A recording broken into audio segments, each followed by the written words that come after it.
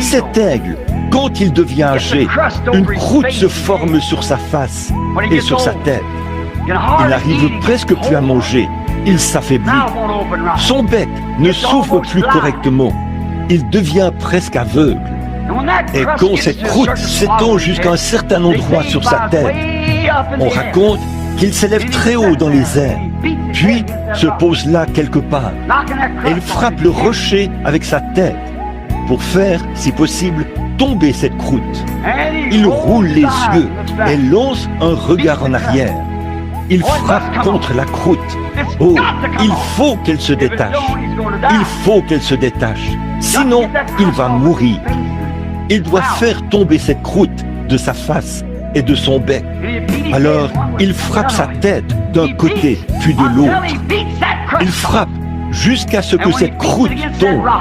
Et quand la croûte tombe, après l'avoir frappé contre ce rocher, il lance alors un cri et se met à battre des ailes. Il est joyeux parce qu'il sait qu'il va avoir de nouvelles plumes. Il va pouvoir se nourrir de nouveau de vitamines. Il va rajeunir.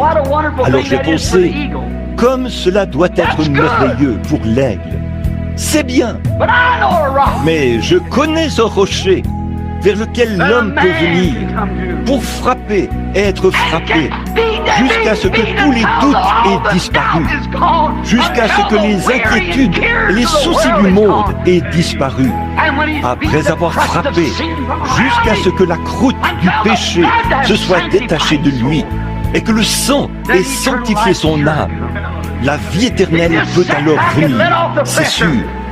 Il peut simplement s'asseoir et relâcher la pression, car la vie éternelle est assurée.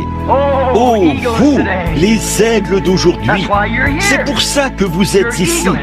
Vous êtes des aiglons, mais si la croûte a commencé à masquer votre vue, les soucis du monde, ou si vous n'arrivez pas à avaler toute la nourriture de Dieu, venons à ce rocher dans une terre altérée.